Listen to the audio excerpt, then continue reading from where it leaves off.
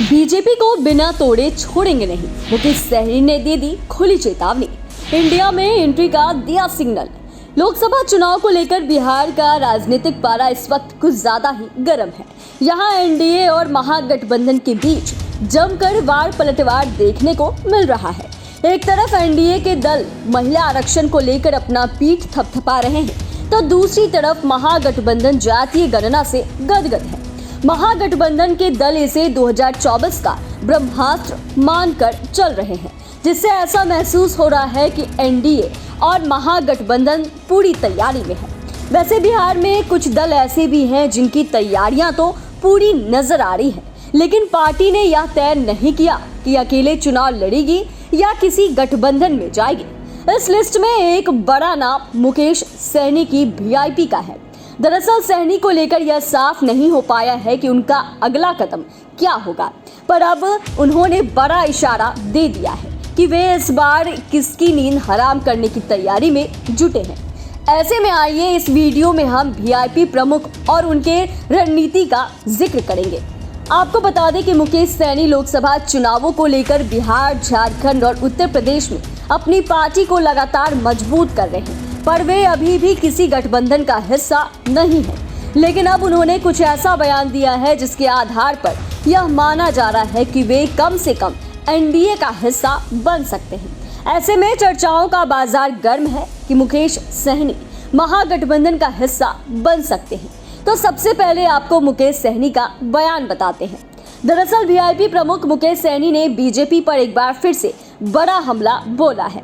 इस बार सहनी ने mountain man Dashrath Manjhi को याद करते हुए कहा कि भाजपा अगर पहाड़ है तो हम निषाद हैं। उन्होंने कहा कि बिना तोड़े छोड़ेंगे नहीं।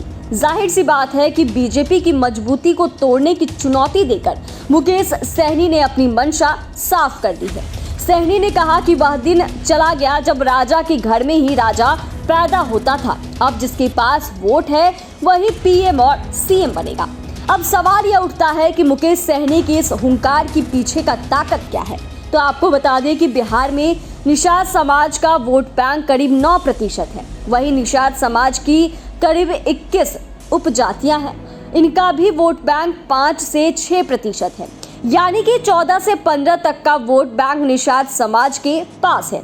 अगर यह समाज किसी पार्टी की तरह मूव करता है तो उसे चुनावी मैदान में जीत हासिल करने में सफलता मिल सकती है। इसके साथ ही अगर पिछले वोटिंग पैटर्न पर नजर डालें तो बिहार के मुजफ्फरपुर, दरभंगा, औरंगाबाद, उजियारपुर और खगड़िया लोकसभा सीट पर मल्लाह समाज निर्णायक भूमिका में रहे हैं। इनमें से मुजफ्फरपुर ऐसी सीट है जहां मल्लाह की आबादी 3.5 लाख से ज्यादा है, यानी कि मुकेश सहनी कई सीटों पर विरोधियों का समीकरण बिगाड़ सकते हैं। वैसे अगर आगामी लोकसभा चुनाव की बात करें तो मुकेश सहनी का यह कहना है कि आज हम जिनके साथ रहेंगे वो यूपी, बिहार और झारखंड में 60 लोकसभा सीट जीतेंगे, जिससे विरोधियों के लिए दिल्ली जीतना मुश्किल हो जाएगा। जाहिर सी बात है कि जिस तरह से उन्होंने बीजेपी को लेकर कहा कि बिना तोड़े छोड़ेंगे नहीं, इसका अर्थ यह है कि वो लोकसभा चुनाव में 60 सीटों पर एनडीए का खेल खराब कर सकते हैं। वहीं अगर वे महागठबंधन से जुड़ गए तो फिर वो 60 ही नहीं बल्कि कई सीटों पर एनडीए के सामने इंडिया बड़ी चुनौती बन सकती है। ऐसे में यह देखना दिलचस्प होगा कि मुकेश सहनी आगे क्या फैसला करते हैं।